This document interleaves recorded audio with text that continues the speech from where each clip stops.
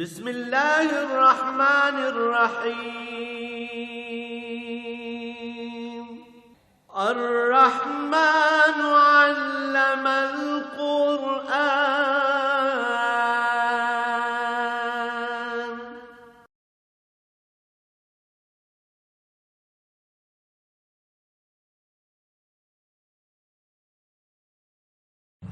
الحمد لله رب العالمين والصلاة والسلام على حبيبه محمد وآله وصحبه أجمعين. أعوذ بالله من الشيطان الرجيم. بسم الله الرحمن الرحيم.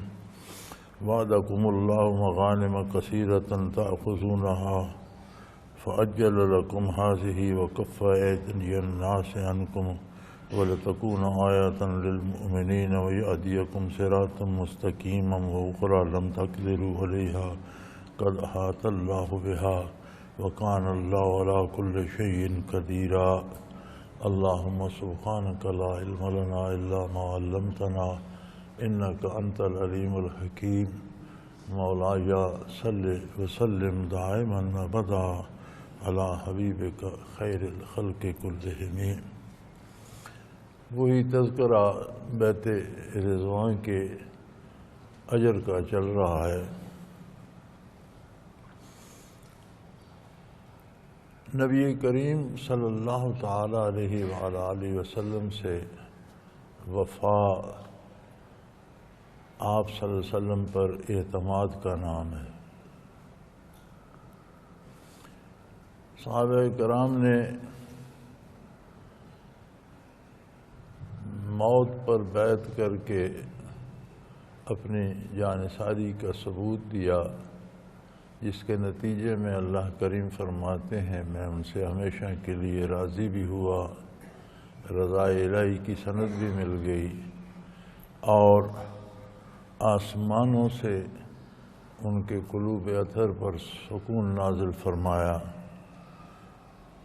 اور انہیں فتوحات کی بشارت بھی عطا فرمائی، جن کا سلسلہ حدیبیہ سے شروع ہو کر حدیبیہ کے بعد فوراً خیبر کی فتح ہوئی اور پھر وہاں سے شروع ہو کر روم و فارس کی سلطنتوں تک جا پہنچا، اور معلوم دنیا کے کم و بیش 3 حصے فتح ہو گئے اور اسلامی ریاست ہسپانیہ تک، افریقہ تک، چائنا تک، بر صغیر تک جا پھیلی.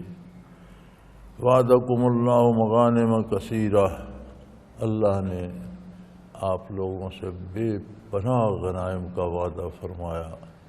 فتوحات ہوں گی تو غنیمتیں بھی آئیں گی، تاخذونہا جو آپ کو حاصل ہوں گی.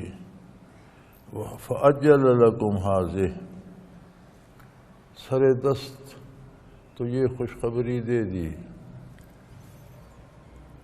اور یہ بھی اس کا احسان تھا کہ وکف ایدی الناس عنکم، کہ حدیبیہ میں اہل مکہ آپ کو کوئی نقصان نہ پہنچا سکے، صحابہ کرام کو کچھ بگاڑ نہ سکے. حالانکہ ان کے لیے تو یہ موقع بہت غنیمت تھا کہ حضور اکرم صلی اللہ علیہ وآلہ وسلم اور آپ کے جانثار چل کر حدیبیہ میں پہنچ گئے، جبکہ اہل مکہ پوری تیاری میں تھے، ان کے ساتھ اہل طائف بھی تھے، بہت بڑا لشکر بن گیا تھا، اور صحابہ کرام کے پاس صرف تلوار تھی، چونکہ جنگ کے لیے تو آئے نہیں تھے، اس کے علاوہ اور کوئی سامان جنگ، سامان حرب بھی نہیں تھا، محدود تعداد بھی تھی. لیکن اللہ فرماتے ہیں میں نے کافروں کے ہاتھوں کو آپ سے روک دیا، وہ آپ کا کچھ بگاڑ نہ سکے. بلکہ ہلکی سی جھڑپ بھی حدیبیہ میں ہوئی تھی، جس میں جو ایک ٹکڑی فوج کی اہل مکہ نے بھیجی تو صحابہ کرام نے اس پر حملہ کر دیا، جس میں وہ قید ہو گئے، انہیں پکڑ کر لے آئے، گرفتار کر لیا. تو فرمایا وہ آپ لوگوں کا کچھ بگاڑ نہ سکے. اور فی الحال اگرچہ آپ صلی اللہ علیہ وسلم کو صحابہ کے ہمراہ واپس آنا پڑا، مکہ مکرمہ میں داخل نہ ہوئے اور نہ مکہ مکرمہ فتح ہوا، لیکن فرمایا فی الحال جو عطا کر دیا گیا یہی حکمت الہی تھی، اور یہ بھی اس کا احسان تھا کہ وَكَفَّ أَيْدِيَ النَّاسِ عَنْكُمْ، کفار کے ہاتھوں کو آپ سے روک دیا، اتنی تیاری کے باوجود وہ کچھ بگاڑ نہ سکے۔ وَلِتَكُونَ آیَةً لِلْمُؤْمِنِينَ، یہ ایک دلیل بن گئی اہل ایمان کے لیے قیامت تک کہ کامیابی اتباع رسالت پناہی میں ہے صلی اللہ علیہ وسلم۔ یہ ایک قیامت تک کے لیے دلیل بن گئی کہ کامیابی کثرت فوج پر نہیں ہے، کثرت اسباب سے نہیں ہے۔ اسباب دنیا اپنی جگہ ضروری ہیں، لیکن نتیجہ حضور اکرم صلی اللہ علیہ وسلم سے وفا پر مرتب ہوگا، اسباب و وسائل پر مرتب نہیں ہوگا۔ وَيَهْدِيَكُمْ صِرَاطًا مُسْتَقِيمًا، اور تمہیں سیدھے راستے یعنی ہدایت کی بلندیوں پہ پہنچا دیا۔ سارے ہادی و مہدی تھے، سارے ہدایت پر تھے، حضور اکرم صلی اللہ علیہ وسلم کے پرخلوص غلام اور تابعدار اور جانثار تھے، تو ہدایت پر تو پہلے بھی تھے، لیکن ہدایت کے مراتب ایمان و یقین کے مراتب میں بھی ترقی ہوتی رہتی ہے مسلسل، اور یہ ایک ایسا عمل ہے کہ یا اس میں ترقی ہوتی رہتی ہے یا اس میں تنزل ہوتا رہتا ہے، یہ ایک جگہ نہیں رہتا۔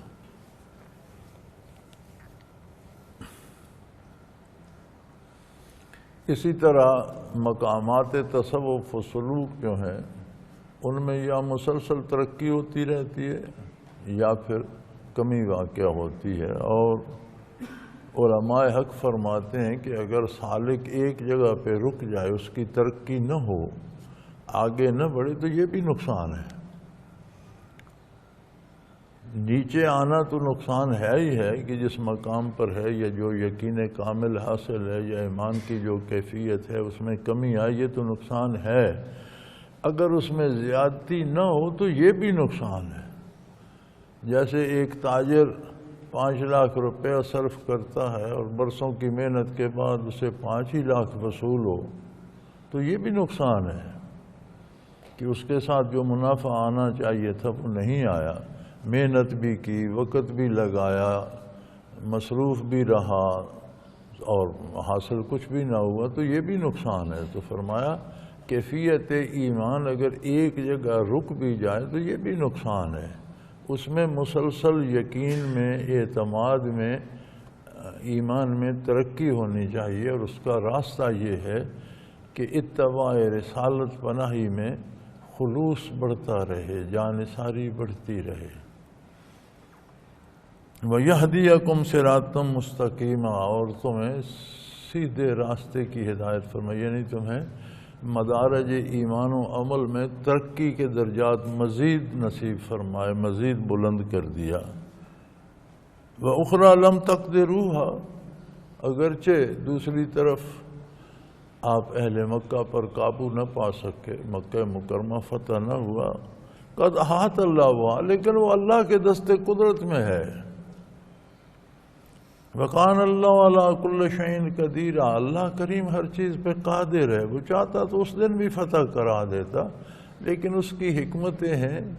دار دنیا کے لیے اللہ کریم نے اسباب بنائے ہیں، وہ سبب اختیار ہوتا ہے، اس کا نتیجہ نکلتا ہے۔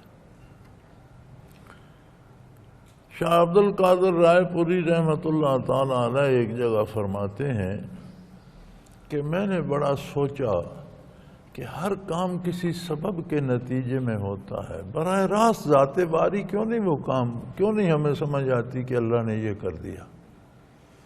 وہ کام براہ راست اللہ کریم خود کیوں نہیں کرتے؟ کوئی سبب پیدا کرتے ہیں، پھر اس کے نتیجے میں وہ کام ہوتا ہے۔ تو فرماتے ہیں میں نے اس پہ بہت سوچا، استاذ العلماء تھے، علماء دیوبند میں اس پائے کے متقدمین کے پائے کے لوگ تھے، مفسر تھے، محدث تھے، فقیہ تھے۔ فرماتے ہیں میں نے بہت سوچا، بالآخر مجھے یہ سمجھ آئی کہ اللہ کریم کی ذات اتنی بلند و بالا ہے کہ براہ راست اگر سامنے آ کر کام کرتی تو عرشہ جل جاتی، تجلیات باری کو کوئی چیز برداشت ہی نہ کر پاتی، کائنات چل ہی نہ سکتی۔ جس چیز کی طرف ذاتی طور پر اللہ کریم متوجہ ہوتے تو انوارات و تجلیات سے وہ سب کچھ جل جاتا، فنا ہو جاتا۔ لہذا اللہ کریم نے اسباب پیدا فرمائے، اسباب کے نتیجے میں نتائج مرتب ہوتے ہیں۔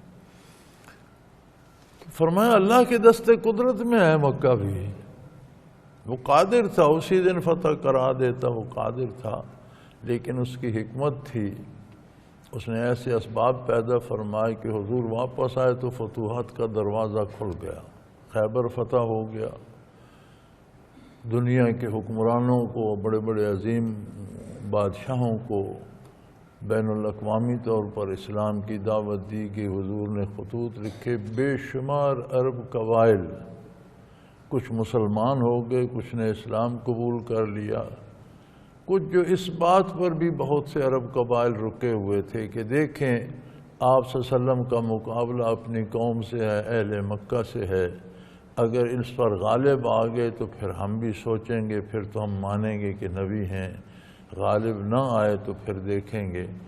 تو ان میں سے بھی کچھ تو رہ گئے جو فتح مکہ پر مسلمان ہوئے یا انہوں نے صلح، بہت سے قبائل نے کچھ ایمان لے آئے، کچھ نے صلح کے معاہدے کر لیے، اور اسلام کی ترویج کے لیے مسلمانوں کو فرصت مل گئی، فراغت مل گئی۔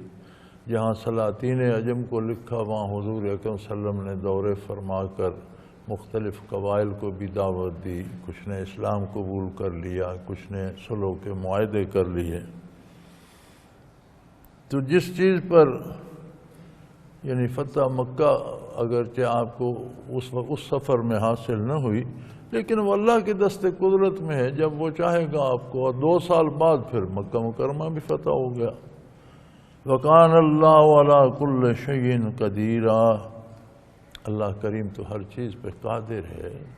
یہ اسی حکمت کا تقاضا ہے کہ ہر کام کو ایک خاص سبب کے نتیجے میں ظاہر فرماتا ہے، اس کے اپنے ایک خاص وقت پر ظاہر فرماتا ہے، اور اس میں اس کی حکمت ہوتی ہے۔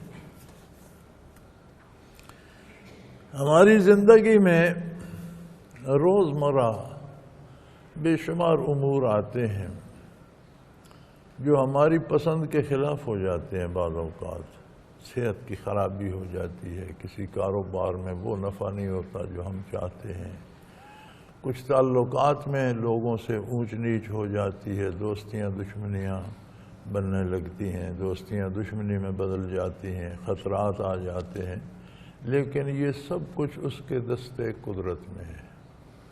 اگر ہماری وفائیں رسول اللہ صلی اللہ علیہ وسلم کے ساتھ قائم رہیں تو دنیا کی کوئی تبدیلی نقصان نہیں پہنچا سکتی۔ کامیابی ہمارا مقدر ہے، کامیابی ہمارا حصہ ہے، وہ آج ہو، وہ چند بعد ہو، وہ کچھ عرصے میں ہو۔ لیکن اگر کسی کی حضور اکرم صلی اللہ علیہ وسلم سے وفا نہیں ہے تو وہ دنیا میں کامیاب نہیں ہو سکتا۔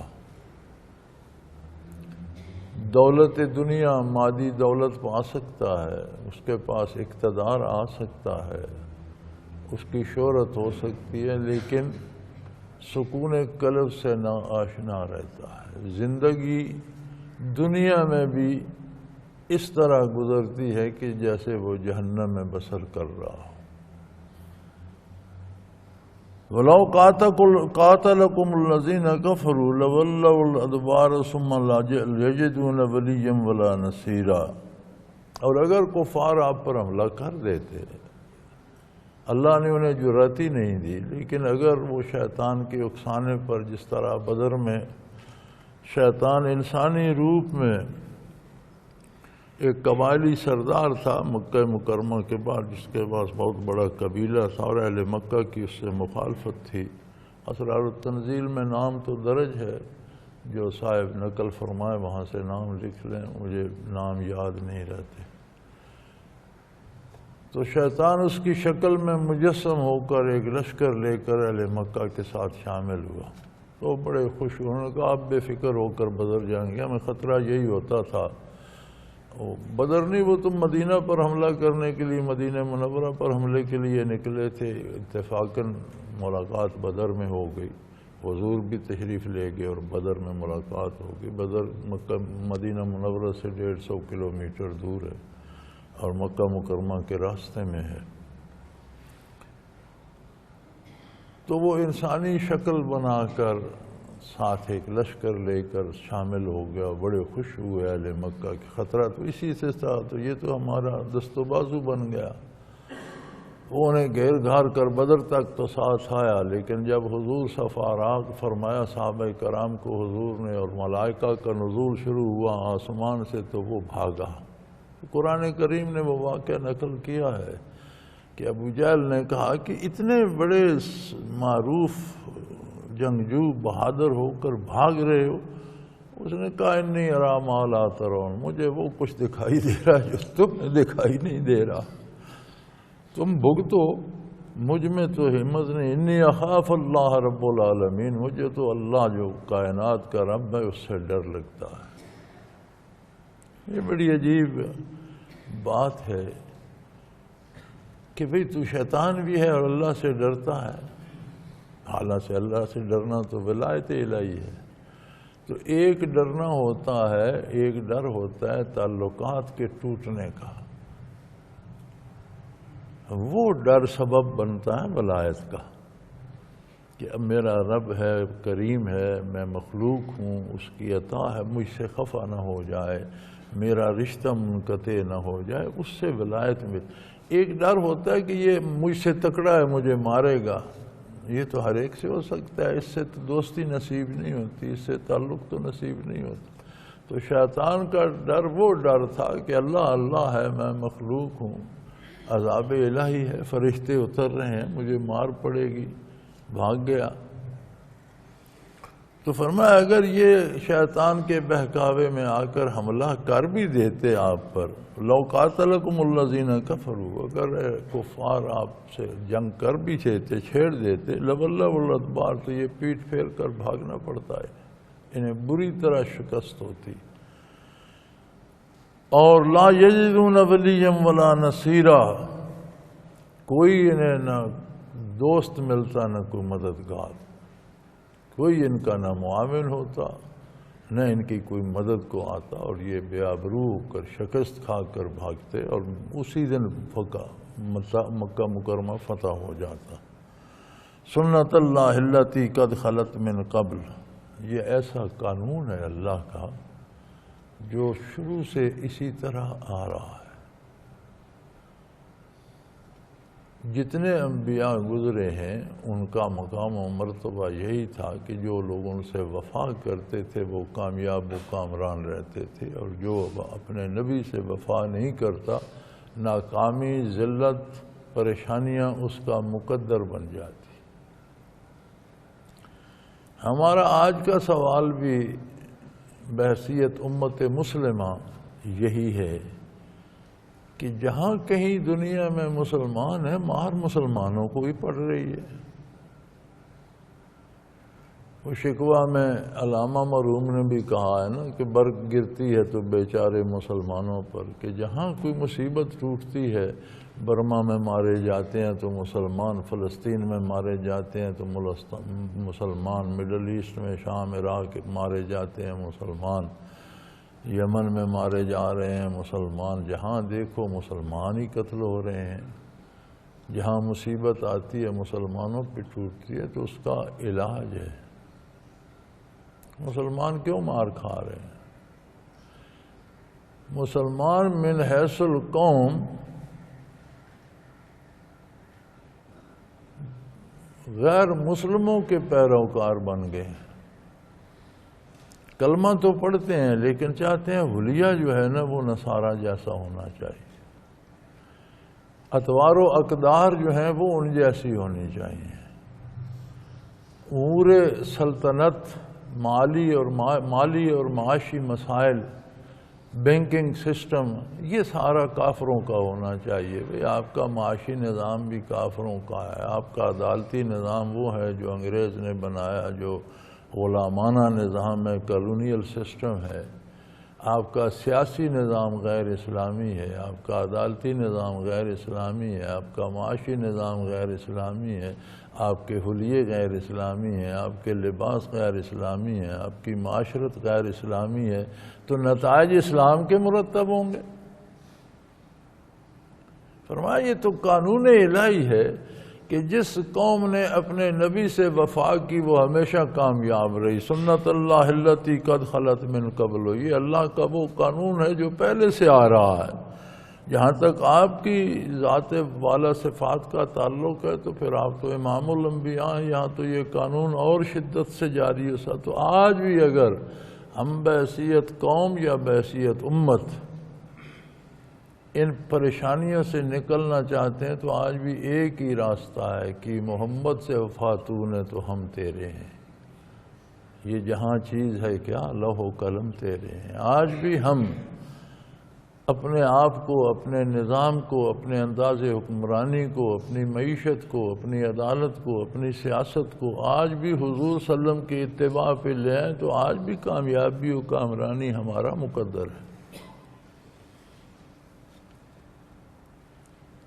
اور یہ تو اللہ کریم کا قاعدہ ہے، وَلَن تَجِدَ لِسُنَّتِ اللَّهِ تَبْدِيلًا، اور آپ اللہ کے قوانین کو بدلتا ہوا نہیں پائیں گے۔ اس کے قوانین ٹھوس ہیں، وہ مالک ہے، وہ قادر ہے، جو ضابطے اس نے بنا دیے انہیں کوئی بدل نہیں سکتا، کوئی توڑ نہیں سکتا، اس کے خلاف کچھ واقعہ نہیں ہو سکتا۔ وَهُوَ الَّذِي كَفَّ أَيْدِيَهُمْ عَنْكُمْ وَأَيْدِيَكُمْ عَنْهُمْ بِبَطْنِ مَكَّةَ، وہی قادر و کریم ہے۔ اس نے نہ صرف کفار کے ہاتھ کو آپ سے روکا، مسلمانوں کے خون سے رنگین نہیں ہونے دیا، بلکہ آپ کے ہاتھوں کو بھی کفار کے خون سے رنگین نہیں ہونے دیا۔ اس نے حدیبیہ میں جنگ نہیں ہونے دی، یہ اس کی قدرت کاملہ تھی۔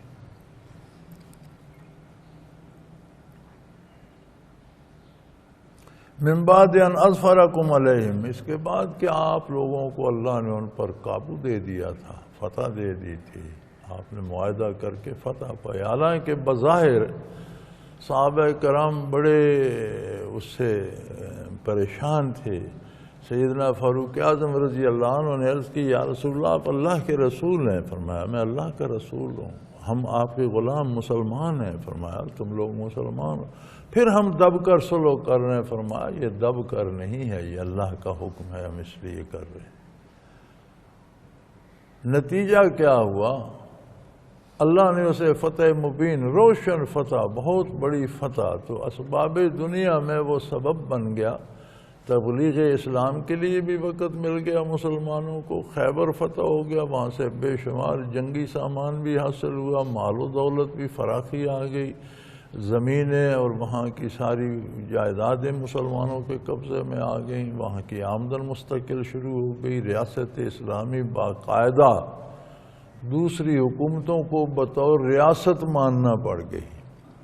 حدیبیہ سے پہلے بھی مدینہ منورہ میں حضور کے قدم رنجہ فرمانے کے بعد اگرچہ صورت ریاست کی بن گئی تھی، لیکن حدیبیہ کے بعد تو بین الاقوامی طور پر مختلف بادشاہوں کو بھی حضور کے خطوط گئے، اور ریاست مدینہ باقی ریاستوں میں بطور ریاست کے پہچانی جانے لگی اور جانی جانے لگی۔ وَقَانَ اللَّهُ بِمَا تَعْمَلُونَ بَصِيرًا، اللہ کریم تمہارے کردار کو خود ملاحظہ فرما رہا ہے۔ انسان کو یہ یاد رکھنا چاہیے کہ جو میں سوچتا ہوں، جو میں بولتا ہوں، جو میں کرتا ہوں، یہ ضروری نہیں کہ اللہ کو فرشتے ہی بتاتے ہیں یا فرشتہ لکھنے والا ساتھ ہے تو پتہ چلتا ہے۔ اللہ ذاتی طور پر ہر شے کو، ہر سوچ، ہر فکر، ہر قدم کو جانتے ہیں، دیکھ رہے ہیں۔ انہیں شکست کیوں ہوتی؟ کفار کا لشکر زیادہ تھا، سامان حرب ان کے پاس مکمل تھا، پوری تیاری سے آئے تھے، عددی کثرت بھی تھی، وسائل بھی تھے، پھر ان کا گھر تھا۔ مسلمان مدینہ منورہ سے سینکڑوں میل چل کر گئے تھے، وہ ان کا گھر تھا، مکہ مکرمہ کے باہر بیٹھے تھے۔ فرمایا ان کی شکست کے اسباب یہ تھے، ہم الذین کفروا، پہلی بات تو یہ ہے کہ وہ کافر تھے۔ شکست کے لیے یہی سبب کافی ہے کہ وہ اللہ کے دشمن تھے، اللہ کے دین کے دشمن تھے، اللہ کے نبی کے دشمن تھے، وہ ایمان سے خالی تھے، وہ کافر تھے۔ دوسرا سبب یہ ہے وَصَدُّوكُمْ عَنِ الْمَسْجِدِ الْحَرَامِ، کہ وہ اللہ کے بندوں کو اللہ کے گھر آنے سے روک رہے تھے۔ یہ بھی ان کی شکست کا ایک سبب تھا۔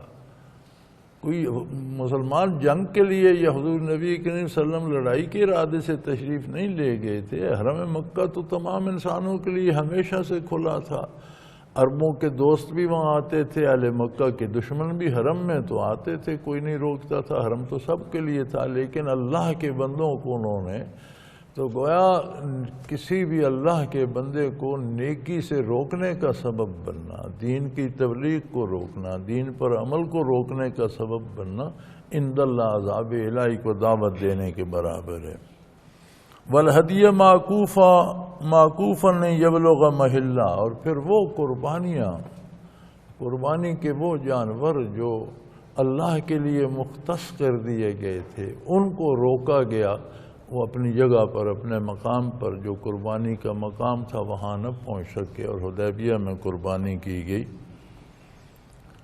تو یہ جو اسباب تھے یہ ان کی شکست کے لیے کافی تھے، یعنی کسی کا کافر ہونا، اللہ کے دین پر عمل کو اور دینداروں کو دین پر عمل کرنے سے روکنا، عبادات میں حائل ہونا، فرمایا یہ شکست کے لیے یہ اسباب کافی ہیں۔ اس لیے انہیں یقیناً اگر لڑتے بھی تو انہیں بھاگنا پڑتا، شکست ہوتی۔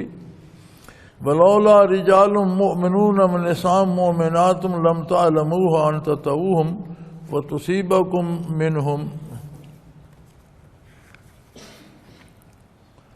مُعَرَّةٌ بِغَيْرِ عِلْمٍ۔ اور ایک سبب اور بھی تھا کہ مکہ مکرمہ میں اور اہل مکہ کے قابو میں وہ لوگ بھی تھے، غریب مسلمان مرد اور عورتیں، بچے اور بوڑھے، جنہیں کوئی نہیں جانتا تھا۔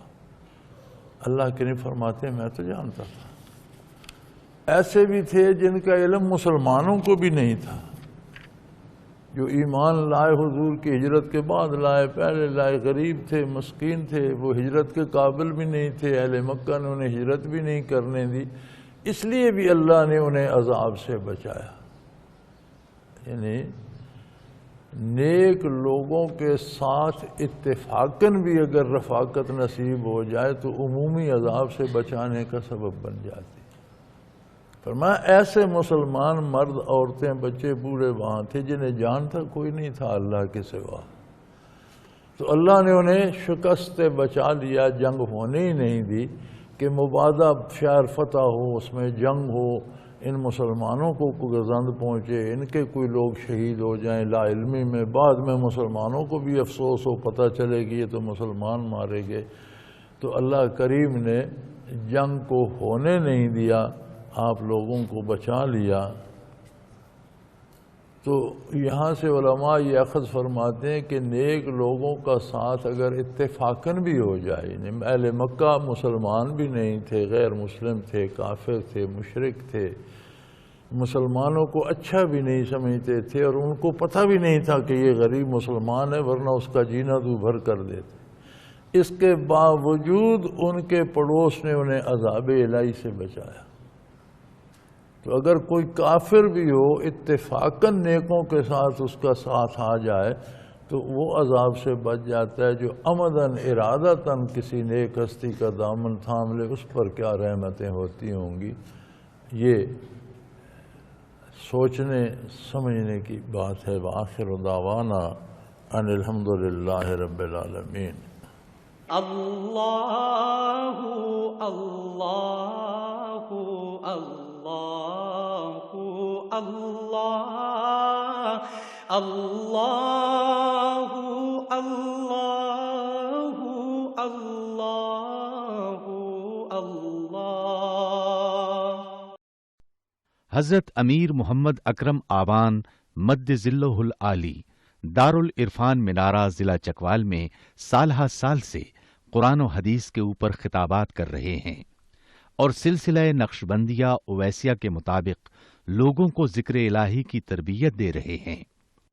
وہ قرآن پاک کی تفسیر ترتیب وار بیان کر رہے ہیں۔ تفسیر قرآن کو وہ موجودہ ملکی اور بین الاقوامی حالات کے مطابق بیان کرتے ہیں۔ موٹر وے سے کلر کہار کے انٹرچینج سے نکلتے ہوئے کلر کہار کی جھیل سے ہوتے ہوئے میانی، بوچھال اور نورپور سے گزرتے ہوئے دارالعرفان منارہ پہنچ سکتے ہیں۔ حضرت امیر محمد اکرم آوان نے بچیوں اور بچوں کی دینی اور دنیاوی تعلیم کے لیے سقارہ اکیڈمی کے نام سے ایک درسگاہ بھی قائم کی ہے، جس کا افتتاح ملک پاکستان کے صدر جنرل محمد ضیاء الحق نے اپنے دست مبارک سے کیا تھا۔ وہ تمام احباب جو اسلام کی طلب رکھتے ہیں ان سے گزارش ہے کہ دارالعرفان منارہ ضلع چکوال میں امیر محمد اکرم آوان صاحب کے خطابات سے مستفید ہوں۔ وہ ہر جمعے کو نماز سے پہلے بیان فرماتے ہیں۔ ہر ماہ کی پہلی اتوار کو ماہانہ اجتماع ہوتا ہے جس میں آپ خصوصی خطاب فرماتے ہیں اور پاکستان کے چاروں صوبوں سے احباب اس اجتماع میں شرکت کرتے ہیں۔ اس کے علاوہ یہاں سال میں 2 مرکزی اجتماعات بھی ہوتے ہیں، ایک رمضان المبارک میں اعتکاف کا اجتماع اور دوسرا جولائی اور اگست میں 40 دن کا اجتماع ہوتا ہے جس میں روحانی تربیت کی جاتی ہے۔ اپنا خون سیماب دے کر اتنا ہم کر جائیں گے، نام آقا کا چمن میں پھر رقم کر جائیں گے۔